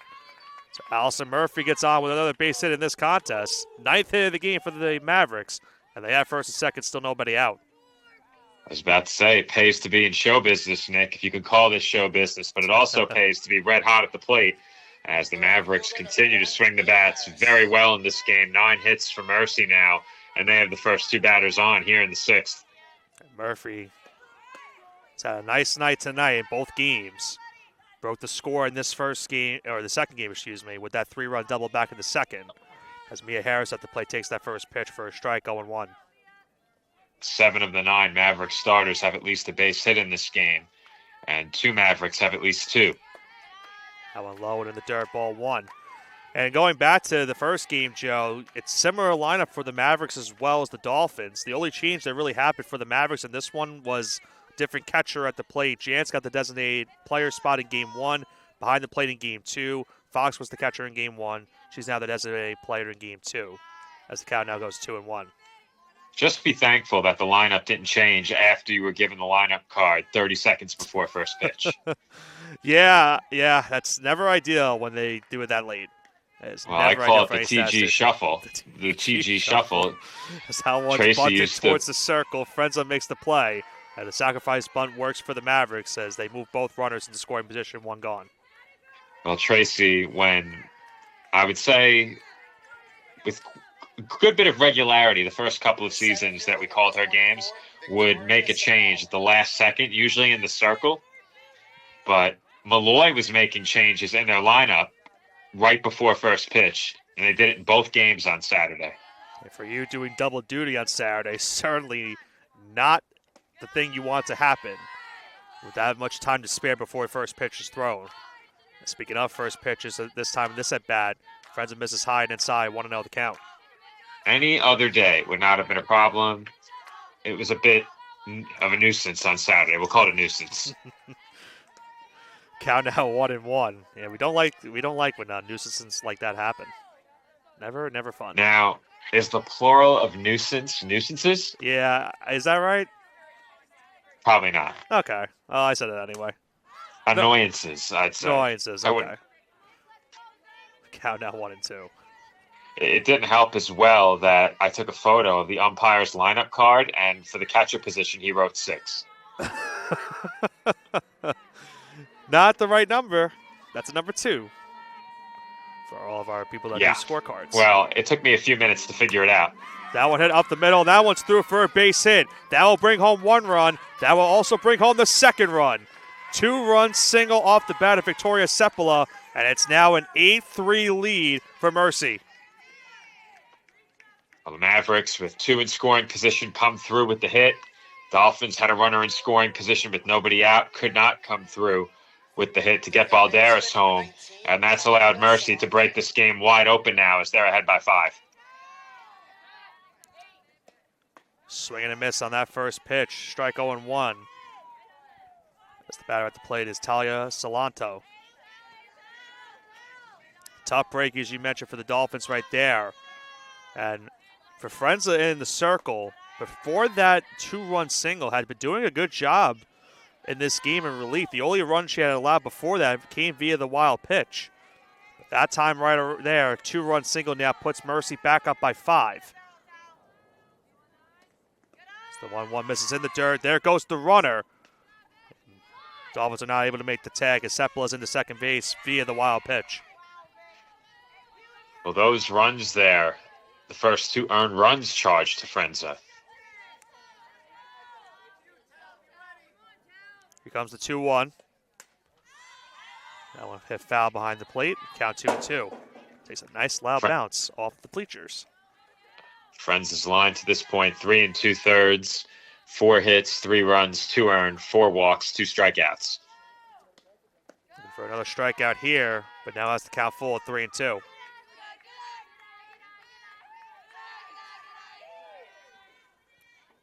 As you and I already mentioned, this game not dire for the Dolphins in terms of they need to win the game. We already know their stats now going into the weekend as Frenza is able to get the strikeout.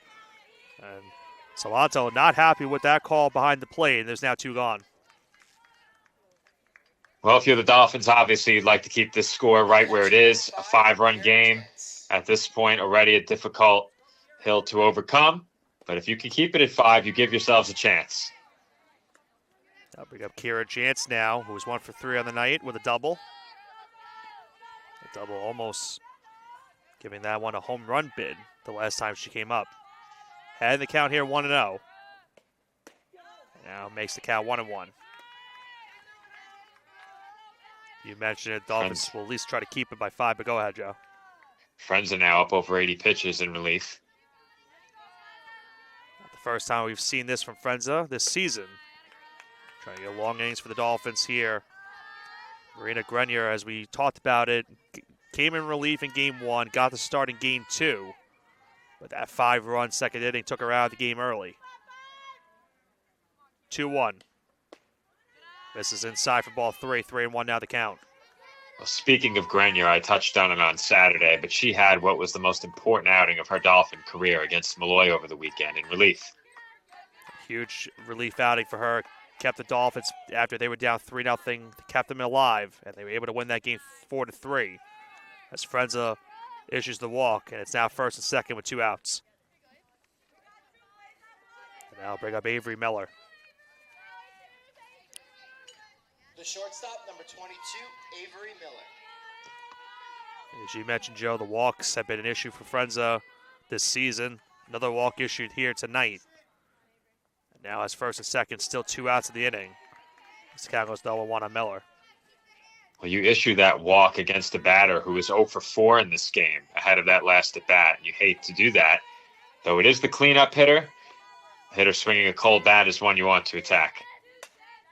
That one hit into left. Long run for Acosta, and she is able to make the catch out in left field and retire the side. So the Mavericks do strand the 2 runners on base here in the top of the 6th inning, but they do get 2 runs on a 2-run single that now gives them an 8-3 lead as we head to the home 6th, 8-3 Mavericks. No, I'm right. The podcast that uncovers the origin stories of some of the biggest names in sports, media, and entertainment. Nick Durst here along with Joe Calabrese. Here we are, 200 episodes later, about 150 episodes with guests, our friends, soon to be your friends. Well, it's pretty clear, Joe, that it's all about You Know I'm Right, the podcast. That's my You Know I'm Right moment. Wanted to do a podcast, and everyone was like, what are you, crazy? Who's going to listen? You're not going to get guests. Well, guess what? I'm the best when it comes to getting guests. You could vouch for that. I am so happy that you asked me to do this. I couldn't have been more thrilled. And follow us on socials. Check us out. I promise you, if you want to work in media, whether you work in media now, whether you want to quit your job and work in media, come to us, and I promise you, we will get you on the right foot. That's what it's all about, uncovering the origin stories of some of the biggest names in sports, media, and entertainment. Keep it locked on You Know I'm Right. First pitch swinging from Bridget Motley, and once again, Joe, she is on with a base hit. Her third hit of the night. Motley with a 3-for-3 game, single, double, home run. And when you get that kind of production from your number 8 hitter, you ask, well, is she going to get one more at bat for the triple?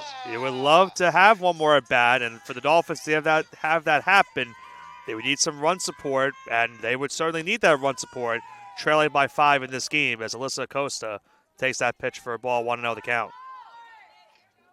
Yeah, when I was beginning that point, I was going to say, when you get that kind of production from the 8 hitter, you'll take it. But I know where you were going with thoughts of cycle on your mind. Of course. Didn't want to jinx anything. As you know, you and I, we try not to jinx certain situations like that. But unfortunately, we've had it happen on multiple occasions. Speak for yourself there. Do you speak for yourself there? Well, no, I said you mentioned that we try not to jinx Yeah, it, so I that's fair. said speak for yourself. I That's just call fair. the action. I'm sure some of our teams that we've called for Little League will have to say otherwise. As that one's popped up in the infield, and that will be caught at short towards the second base bag for the first out of the inning. Well, Nick, you're going to miss it. But speaking of Little League, joining the baseball team on the field for Heroes Day will be the New York State Little League Baseball champion, South Shore Little League. Very nice. The team that we called winning the championship. Very nice. I'm sure they will be happy to be on that field with the Dolphins on Thursday night. As you mentioned, Heroes Day always is a great time out, and this time being at SIUH Community Park. Past the diving third baseman, but another good play by the shortstop, that being, or I should say they called that safe, Joe, so never mind.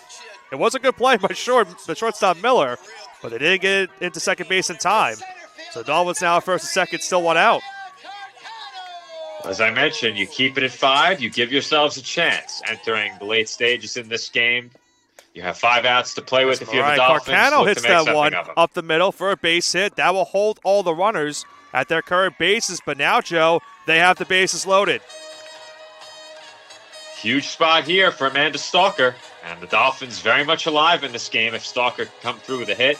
Dolphins working so quickly at the plate, I can't make a point. It's the second time in this game where you've been trying to make a point and the Dolphins continue to swing, not giving either one of us a chance to make our point, as well as clip some replays for our broadcast, for our viewers at home. And I think the other thing as well, Joe, that play at second base, I'm going to assume, is that a fielder's choice because they were going to second, or is that a base hit? Fielder's choice, right? Well, they didn't get an out, so it's Right. a hit. It's a hit, okay. You don't get an out. I mean, I guess second was the short way, though. If they didn't get the out at second, they weren't Right. getting the out at first. Right. But that scores discretion at that point. If you think they had no play at first, it's a hit. I didn't think they did. I figured the out was going to be at second. They're actually conversing with me right now if that's a hit or not. What do you think, Joe? You think that's a hit? I can replay it too. I know you're a couple seconds behind. Yeah, I'm more than a couple. Let's see. Let's look at the play at second base, and we'll see once you get a look at it what you think. I'll let you know when I'm seeing it. All right, here it comes. All right, if you have to ask me if that's a hit, I'm deeply concerned. Hit. Amanda Stalker will get herself an RBI single, and now give the Dolphins a chance to bring home the tying run. It's now 8-4. Now, There's no question about that scoring decision as Yes. Stalker drives in the run with a hit. But if you had to ask me if that last one was a hit, I'm deeply concerned for all of you. I'm not actually. I knew what I know what I said. Fielder's You choice. said it was a fielder's choice. Well, listen. It's a base hit. In case It's a base hit. anyone is still questioning It's a that. base hit. Meanwhile, Joe, we have a pitching change as well. So let's go to a quick commercial break here for this game. But as we mentioned, tie run comes to the plate for the Dolphins in this spot, trailing by 4. It's now 8-4 Mercy.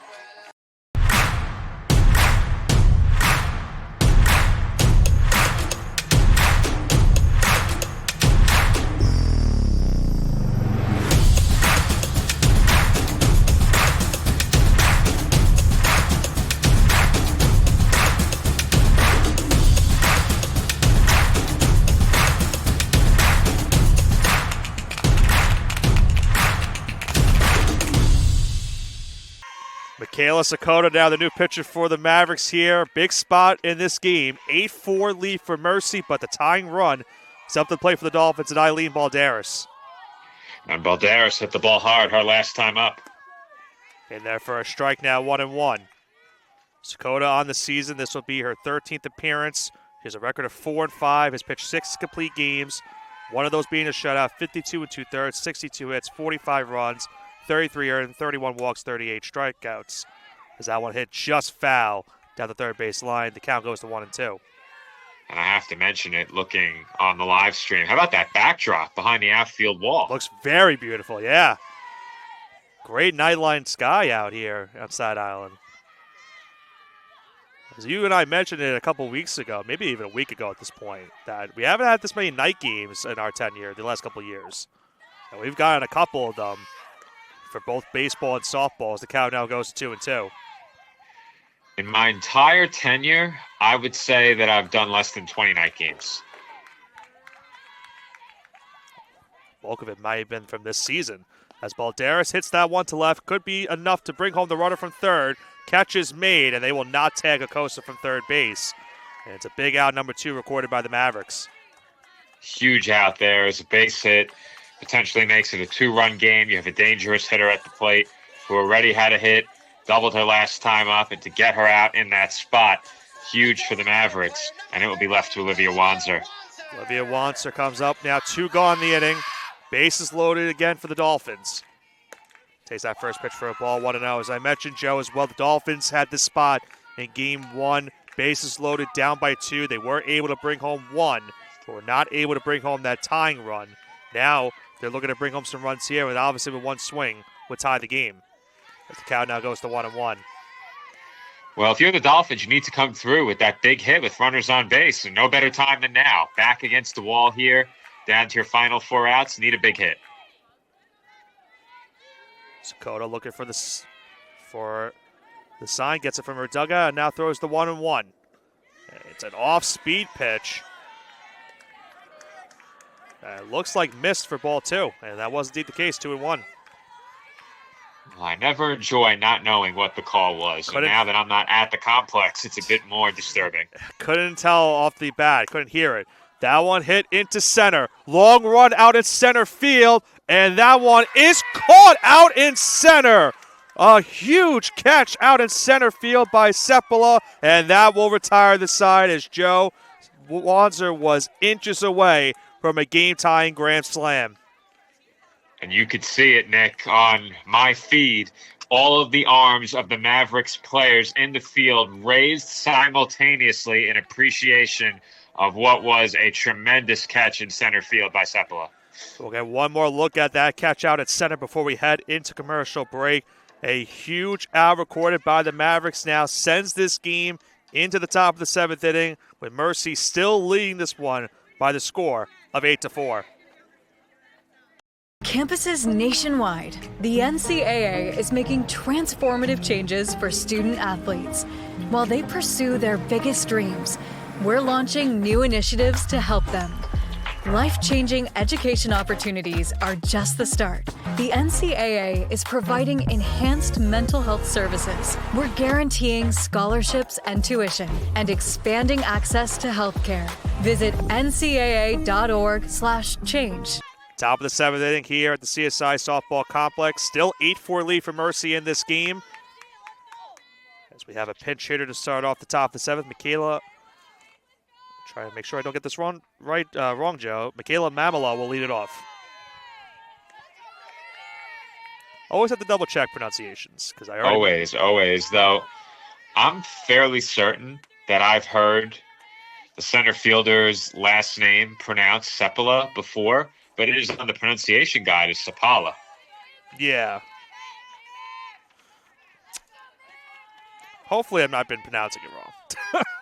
Well, you've been saying Seppala. I've been following your lead. I'm not at the complex, so I can't set the pace here. You have to do that. I think we've been saying Seppala too at the public address. No one said anything, so I think we're okay. I think we're okay. Think is a very key word. It's 3-1 now. The count here for Frenza. A foul and out of play.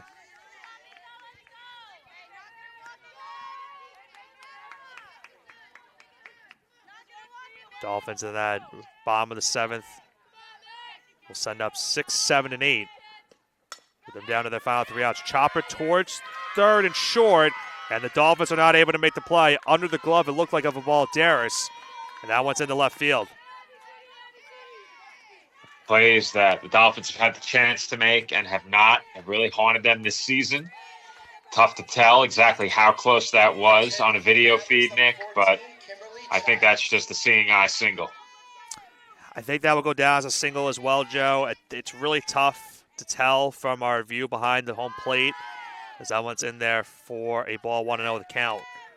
You got a second-hand look at the replay right there. Right now it goes down as a hit, the 11th hit of this game for the Mavericks. That one fouled off. I'm going to try to relay that to our scoreboard operator here tonight as well. So for those wondering why it's so difficult to make the distinction, Nick and I call the game from directly behind the umpire, and sometimes the infield ends up obstructed. There goes the Our runner towards scoreboard second, operator. and the runner is out at second. Mamela is caught stealing. A good throw from behind the plate. There's now one gone, but go ahead, Joe.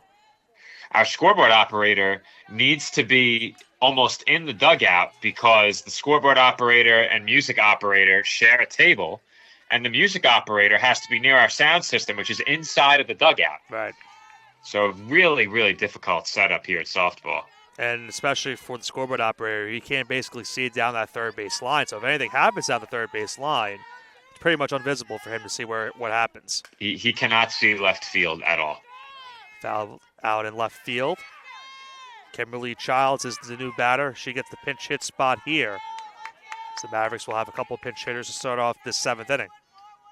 I actually meant to do it today, but I was in a meeting while you were setting up. We need to Childs move our swings and table misses, into the strike bleachers. 3. Yes, we do. right. I know we talked about it last game, and I figured we didn't have enough time today to do it, but we probably have had a chance. We have to do it on Saturday. Yes, we'll do it for Saturday. So for our softball listeners that maybe are going to be in attendance for Saturday, you'll get an up-close personal view of Joe and I at the bleachers on Saturday for the doubleheader against Newville.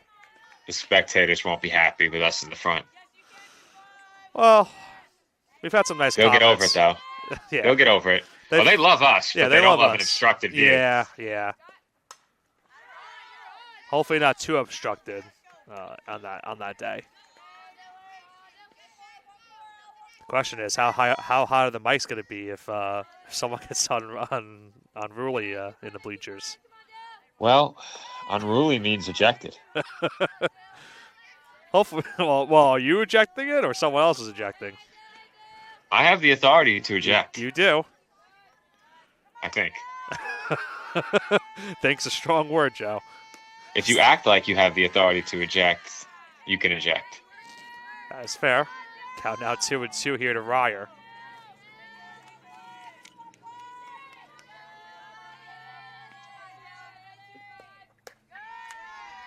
I was very stunned at one point during this game. I figured Tracy Garofalo, with the way some of those calls were going towards second base, as well as the call we had behind home plate here in Game 2, I thought at one point she might have been getting ejected because she was getting very heated. Well, I thought during Game 1, when I was still down at the field, that she had been ejected. Yeah, I couldn't so tell too. if it was a warning or an ejection. That was that play at second base that we talked about where Acosta got involved with the shortstop and they called interference. The second baseman, number 10. I thought for sure that they ejected her in that spot. And it wouldn't be the first time you and I have seen her get ejected from a game. It's been a while, though. It has been a long time. It's been a very long time.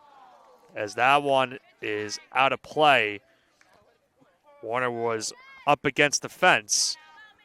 It looked like it hit her glove on that play, but not an easy one with her pretty much up against the fence to make it so. Steph, don't pull a Lou.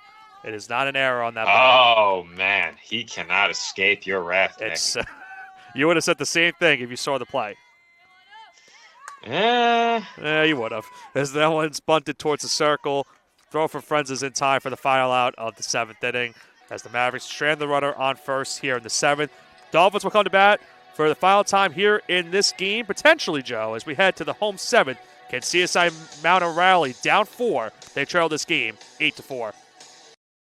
That's a timeout on betting. It completely changed the game, and you didn't even notice. Let me break it down for you. Betting ads are applying full court pressure and getting you to play the game. Many of you are falling for it and losing big money. Addiction is happening in some more than others. Now players are getting harassed by bettors. And we all know that's not how the game is won.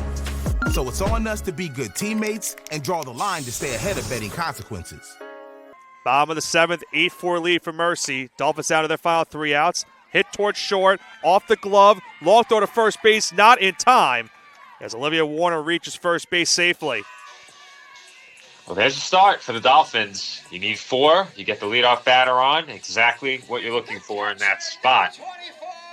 That being said, it's the bottom third of the order behind Warner, and the red-hot Bridget Motley will get in at bat looking for that triple to complete the cycle. I think that might go down as an error, as Miller was in position to make the play, but it would have been a tough throw even if fielded correctly. So we'll see how they score that one. How many times have you had to say that? So tonight? many, We'll Joe. See how they score that one. So many. As soon as I'm gone, every play is a questionable scoring. It really is. I mean, I told you, ever since the that rundown and the foul tip pass ball, there's been a lot of question marks here in this game.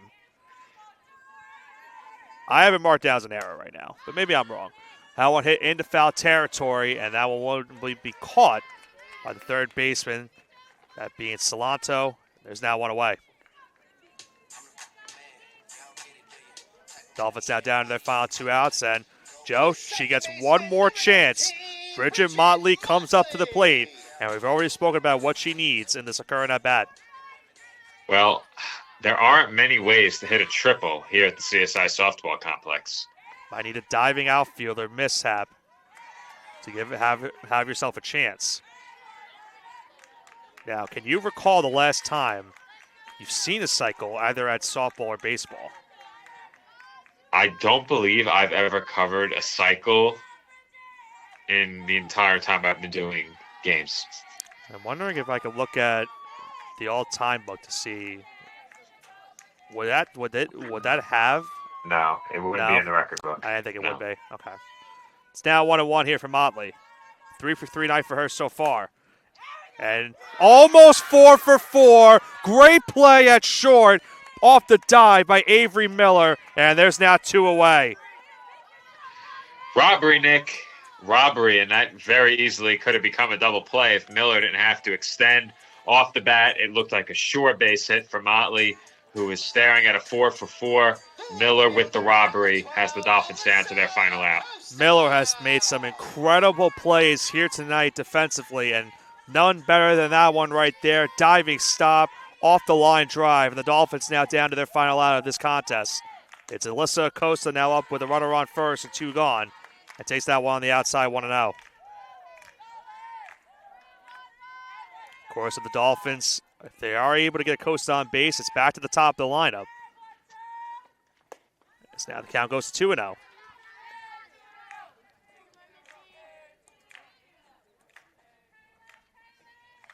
Warner right now at first. 2-0 count here for Sakota.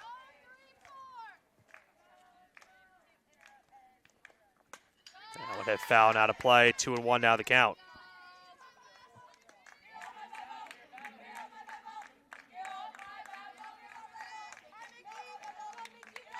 Two and one now the count. Here for the Dolphin left fielders. The Dolphins try to spark a 2-out rally and keep this game going. Kosa hits that one towards second. The flip towards second base is in time, and that will do it here from the CSI Softball Complex.